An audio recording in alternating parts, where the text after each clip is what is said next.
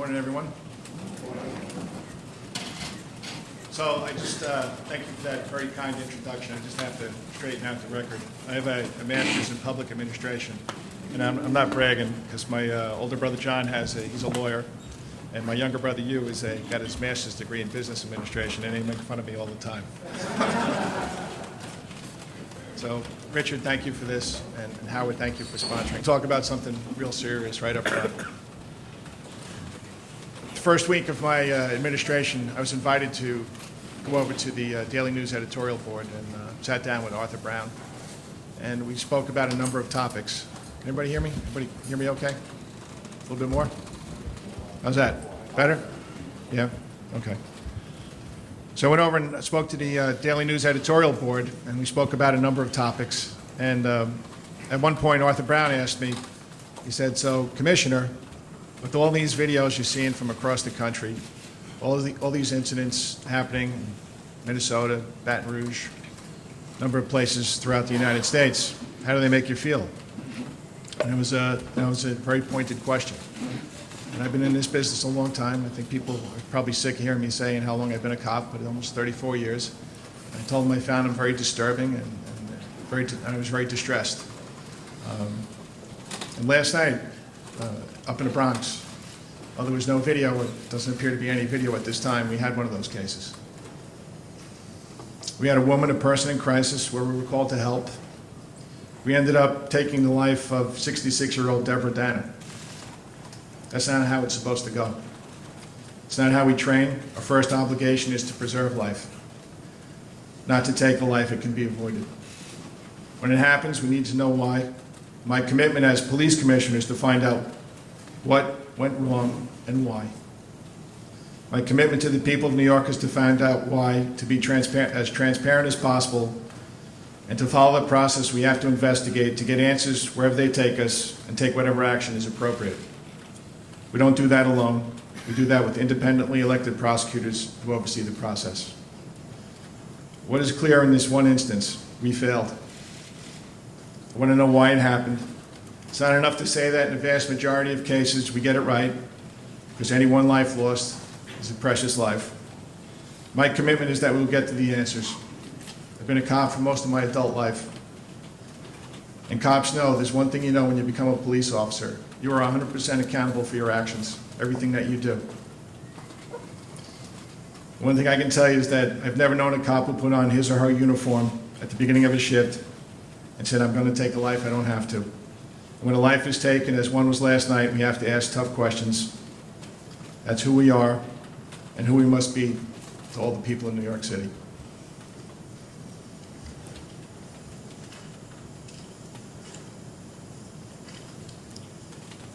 Just, Richard, and thank you for that really kind introduction, and good morning again, everyone. And thank you for all you do through this lecture series and in other ways to promote the vital works of the Citizens Crime Commission. Let me congratulate Richard Aborn on his outstanding leadership of this organization, and just not of this organization, for everything you do for the NYPD. Richard was instrumental in helping us put together our gun violence suppression division. And he came to me with an idea, and we ran with it, and I'm looking forward to very good things, and it's fruitful already. If you look at the level of violence in the city, homicides are down, shootings are down. I've been going in CompStat since 1996, and I think a few people in this room have been going even before me. And to think that we can continue to keep driving crime down is absolutely amazing. And it's because we have new and fresh ideas. And Richard, thank you for that. And Jimmy Essig, I know, thanks you too, and all the people working in that division. And I know the people of New York should thank you also. He and the Commission continue to be a terrific asset to the New York City Police Department. And I'm eager to lead our organization with your continued partnership. And thank you, Howard. Thank you once again for this wonderful breakfast and all you do for the city. And it's great to see Judge Brown. It's always a pleasure to see Judge Brown. When I was a young lieutenant running the Manhattan Warrant Squad, I had a off-duty police, and he was brutally murdered in Queens. There were 4 arrests made, and I got summoned to come down to Chief Brown's office, and we had a frank discussion about capital punishment. Prior to that, being a young guy, did put some thought into it. Always thought that, I wasn't pro capital punishment. Judge Brown brought me into his office, and he forced me to really think about what was going on in this case. And it's amazing, when crime doesn't affect you, when you're maybe at that 10,000-foot level, and you start thinking about what actually happens, it wasn't an easy process, but I changed the way I felt. And that was because of my personal involvement in this, and how well I knew Charlie, and how well I knew his wife. And I told him that, I did believe in it. And we do evolve. I'm not sure if I still believe in it, but when crime affects you personally, the way you think absolutely changes. So Judge Brown, thank you for that very thoughtful moment. And I know Angela Davis, she thanks you too. That was Charlie's wife. She was in the office with us. And Greg was also there, Greg Lasak. So thank you, I'll never forget that. New York is a very different city now compared to when I first joined the transit police way back in 1983, and that's hard to believe. 1983 for me seems like just yesterday. The people in this room this morning are a big part of the reason why. And I see so many of my executive staff here that do such a fantastic job, and some people from the DA's office now and before. Carlos Gomez, new chief of department. I couldn't be prouder to work with you. Bobby Boyce, thank you for all you do. I think Dermot Shea is in the room. I think I had a Dermot Shea sighting. And what Dermot does on Thursday mornings should never be underestimated. He's the driver of this crime reduction in this city. The man is so focused on what he does, and he cares so much about this city. Dermot, we're lucky to have you. As pillars of the criminal justice system, you've done so much to make where we live and work as safe as it is today. You get it. What I want is to have all 8.6 million New Yorkers outside of this room feel that too, and to take active roles in not getting us there. Because crime fighting, that's what this is all about. Make no mistake about it. Fighting crime is what we get paid to do. It's a shared responsibility. Nothing rests on just one agency. No one can do it alone. One group or one person. We all have to have a hand in our success. Witnessed the Chelsea bombing on my first full day as police commissioner. The assistance we got from the FBI, Bill Sweeney and his people, the ATF, the New York State Troopers is invaluable. No one thought about taking credit. Everybody just wanted to do their best to make sure that we kept the city of its people safe. Our vision for the way forward draws on the lessons of my own 34-year career in law enforcement so far, during which times I've had the privilege to work with some of the sharpest minds in criminal justice. Over the past 22 years since we instituted CompStat, no police agency in America or the world has done a better job of preventing crime and disorder than the NYPD. Serious crimes here have dropped more than 75%, and murders more than 80%, and they continue to go down, as I stated before. And that's while New York City's population rose by more than a fifth, and ridership in our subways nearly doubled. One of the best ways to illustrate our historic drop in crime, I think, is to look at my old training ground, the subway system. Now, on any given weekday, we see an average of 6 million riders and just 6 reported index crimes a day. Let's think about that for a second. That's 1 crime a day per 1 million subway riders. That would have been almost unimaginable in 1983. All across the city now, year after year, we're consistently seeing the lowest robbery, burglary, and auto theft numbers since the 1960s. The lowest murder total since 1957, the year I was born. And we just emerged from the safest summer in more than 20 years. Other benefits from our hard work have been enormous. A thriving economy, a rising population, record numbers of tourists, sustained business investment, rising real estate values. All of it rests on a solid foundation of public safety. Our intention is to keep that foundation strong through the relentless focus on the twin mission of crime fighting and mending relationships between our cops and our communities. While we achieved what many said was unachievable, making New York City the safest big city in America, we also acknowledge we did so sometimes at the expense of vital community support, especially in communities of color, which are often the areas that need our help most. Where partnership should exist, sometimes there is tension. And incidents like what happened last night up in the Bronx certainly don't make it better, they just increase the tension. It's now our goal, our duty, to do all we can do to help heal old wounds, and to gain through partnership a new level of public support and and public action that achieves our common mission of public safety. In order to move forward, we have to evolve and come up with new, even better methods of keeping people safe. We put cutting-edge technology in the palm of every officer's hand, spending hundreds of millions of dollars on that technology and other equipment that help us do our jobs more effectively and more safely, and I'd like to thank the Manhattan DA's office for that. And going forward, I know we're going to get the assistance from many other district attorney's officers. We've added new officers, about 1,300 cops, thanks to the mayor and city council, for the first time in a dozen years. And for those new cops, we've revised our street-level approach to fighting crime. We used to take officers from fresh out of the academy and deploy them in our busiest precincts, and within those busiest precincts, the busiest sectors, the most crime-ridden sectors. That was a disservice to our new cops that came out of the academy. We put them in a spot, in a situation where they didn't appreciate the precinct, they didn't appreciate the traditions of the precinct, they didn't get to know the community as well as they should have. Impact, it was a good method for crime reduction. It really worked. If you looked at what's happened in this city over those number of years. But it really did a disservice to our new cops. We have a generation of impact cops, and it did a disservice to the community, quite frankly. Those relationships weren't there. They could have been there.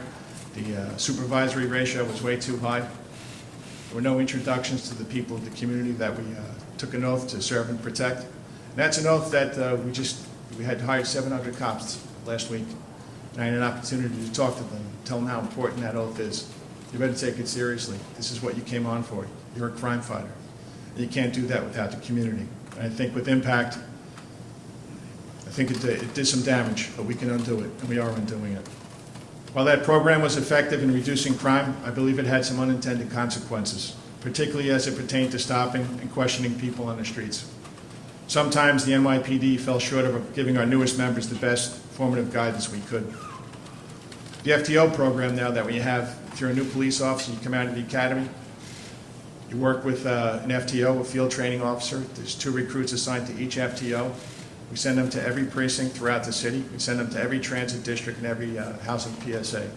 They do 2 months of midnights. They do 2 months of day tours and do 2 months of 4 to 12. They get to see what the precinct, district, and PSA is really like, and get to appreciate the people that work there and the people that live and work there. So now we're giving our cops all the experience they need right out of the gate, and partnering them with veteran officers who can provide context to officers' new environments. We are no longer focused on ever high number of stops, arrests, and summonses. We're actually down in all categories. Instead, we're distinguishing those individuals who are a threat from those who are not, and that's the essence of policing. We're doing this through what we call precision policing. And so much of that has to do with not only Dermot, with Bob Boyce and his detective bureau. We incorporated the Organized Crime Control Bureau into our detective bureau, so now most of our detectives are working for one chief, and that's the chief of detectives, to make sure we all have the same mission, and that's to reduce violence in this city. And we do that through short, medium, and long-term cases, and we're getting better and better at it. And I thank the DA's offices and the U.S. Attorney's offices for all the assistance that they give us in these cases. We fully understand that it's a relatively small percentage of people who commit the majority of the violence in New York City. And that's who we're going after now. And it's an exceedingly effective strategy. In April and June this year, we pre-indicted nearly 73 criminals, took them out of housing developments in Manhattan early in the morning and arrested them, charging them with murder, robbery, shootings, drug dealings, and more. By that afternoon of those takedowns, we were back in those neighborhoods holding community meetings, explaining to the good people who live there and work there why we had been there that morning. We told them exactly who we arrested and told them exactly what those criminals did. And we told those good people they no longer had to be afraid. And thank you, Edna, for that. In ways like that, we began fostering the goodwill we need to secure the willing cooperation of affected communities and to partner with them in reducing crime. The police, more than most, have a profound capacity to affect social change. But to do it, we must seek active and productive engagement on problem solving, both within our ranks and with the public. We're good at it, but I think working with the public, we can be a lot better at it. And that's where our public engagement campaign comes in, co-sponsored by the New York City Police Foundation and ABNY, with the goal of getting cops and community to work in tandem with our partners at the city, state, and federal levels. We are enlisting the business community, grassroots community, clergy, academia, and every other relevant public and private agency to work with us. This is a movement that forges true relationships and will ultimately deliver a city that is safe in every single neighborhood. We don't underestimate the difference even one person can make, and neither should the public. But we need the public to view its police through that lens of trust I've spoken about before. Our neighborhood policing program is helping that become a reality. Now operating in more than half of our commands around the city, neighborhood policing focuses on the most individualized issues that residents and workers face. We did the math yesterday, so neighborhood policing is now covering about 3.8 million out of the 8.6 million people in New York City. We have reorganized our department and now have that same police officer working the same sector every day. They, along with designated neighborhood coordination officers, or NCOs, are intimately getting to know the people who make up those small areas: shopkeepers, residents, young kids, religious leaders, delivery men, doormen, security guards, school teachers, and many more. And through emails, cell phone conversations, and a great deal of good old-fashioned face-to-face conversations, somewhat of a lost art, they're working together to drive down crime and stop disorder before it erupts. In our neighborhood policing commands, we see it every day. In the 3-4 precinct, one of our first pilot commands in Upper Manhattan last month, our NCOs were reviewing a shooting report from earlier in the week when they reached out to one of their community contacts for help and very quickly identified the shooter. In the 7-0 precinct in Brooklyn this month, the NCO was going over video footage from a burglary inside a commercial building. He recognized the suspect from his own dealings in the neighborhood, and the detective squad moved in and locked him up. At PSA 7 in the Bronx in August, NCOs not only arrested a husband who had repeatedly battered his wife, but they helped get her and her child out of the abusive relationship. In the 100th precinct, again, another one of our pilot commands, in Queens earlier this year, our NCOs were playing basketball with local kids in an area of the Rockaways known for its historical ties to gang violence. The NCOs there are making immeasurable inroads with the young people in the neighborhood.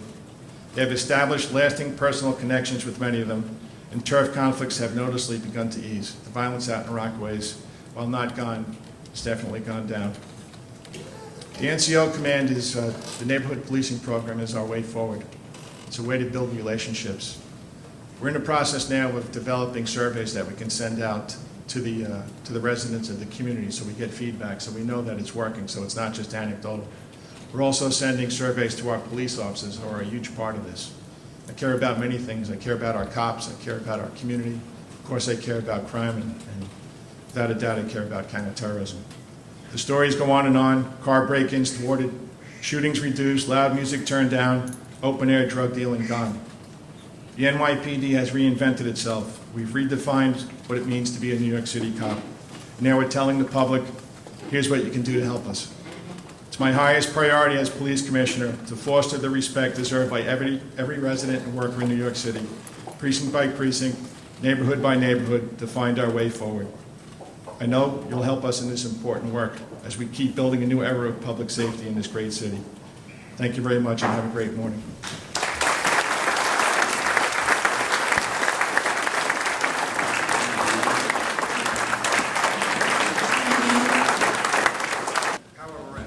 So, as we always do, if I could ask the press to hold back, let our invited guests go first, and just, I think the press knows this, the commissioner is going to do an availability in the back after this. So if you want to ask a few questions, that's fine, but if you would save the bulk of it for the availability, that would be good.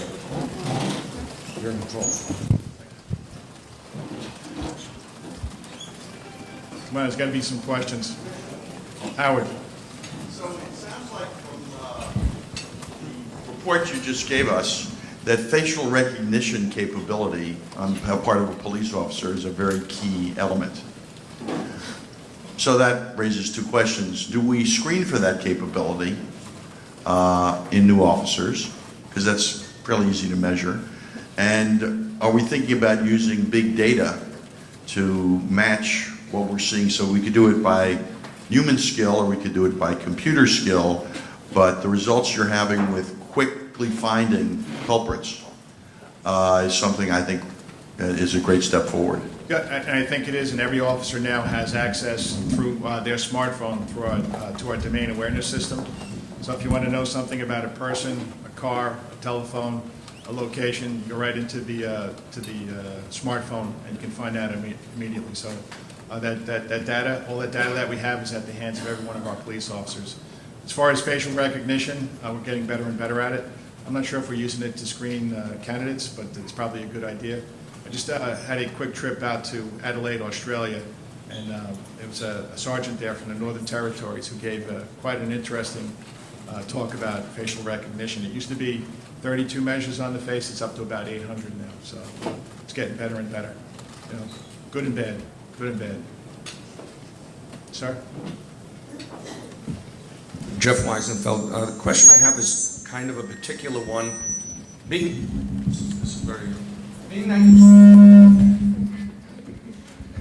that you started in the transit police, my question is, as you know, outside of Manhattan primarily, especially at night, there are many subway stations in the outer boroughs that are particularly desolate. And the Transit Authority established many years ago these congregated waiting areas with signage. And I use the subways quite a bit, and I've seen people use them at night.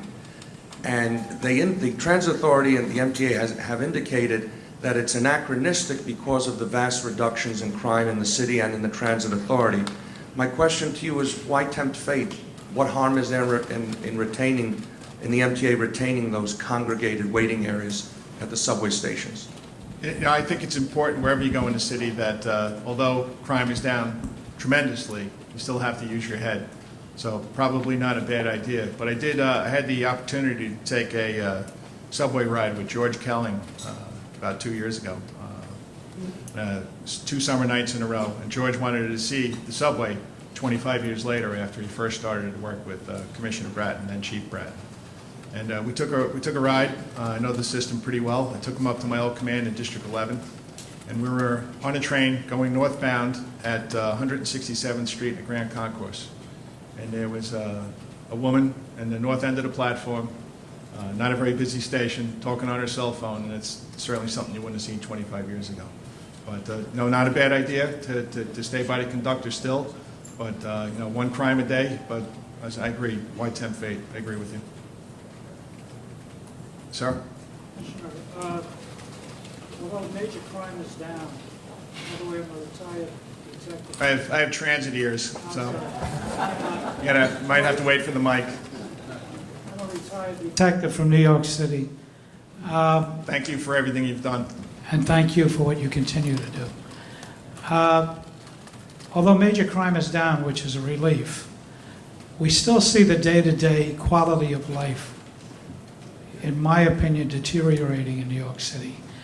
For instance, just a couple of weeks ago, I was with my granddaughter, 2 years old, walking along Central Park South across from the Marriott.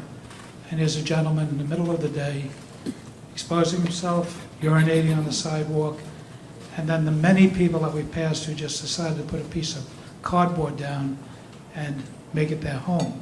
What's being addressed, what is being, is there something in the works that will make the quality of life, I won't call them crimes, but the quality of life situation better in New York? Well, with quality of life, there's some things you can do and some things you can't do.